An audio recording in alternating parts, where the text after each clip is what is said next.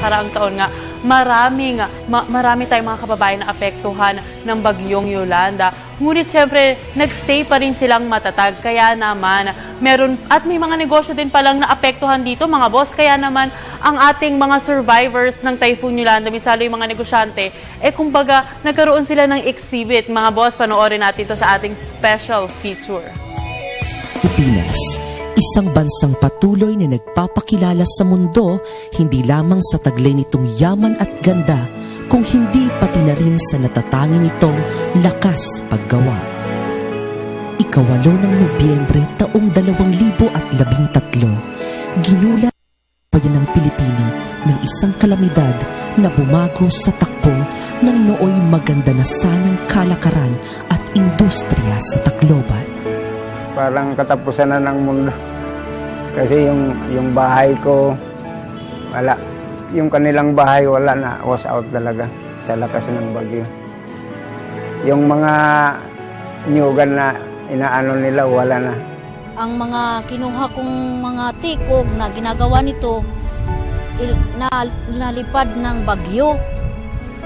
Sa pagbalik namin, wala na, sira-sira ng bahay namin. Napaiyak ako. Paano na kami makakabuhay-buhay? Halos masira ang ulo namin sa kaiisip. Pagpasok pa lang ng San Juanico, tumayo na balahibo ko. Wala ng signal, nawala lahat. Walang masasakyan kasi ang airport nasira din. Ngunit hindi naging dahilan ang kalbaryong ito upang huminto na lamang sa kawalan ang mga Pinoy. Sa kabila ng unos ay naroon pa rin ang mga kamay na handang maglaan ng sa pagbangon at pagpapanumbalik ng pag-asa ng bawat isa. Mahalaga pong makapagsimula dito itong binudiko ko kasi ang bago dumating yung Yolanda, medyo papalakas na yung binta namin. Tatayo tayo. Magtutulong-tulong tayong tumayo. Survivor kami. Sabi nila, salamat at nabuhay tayo ulit. Sige, Kuya Boy, Ate Tess, mag-uumpisa tayo ulit.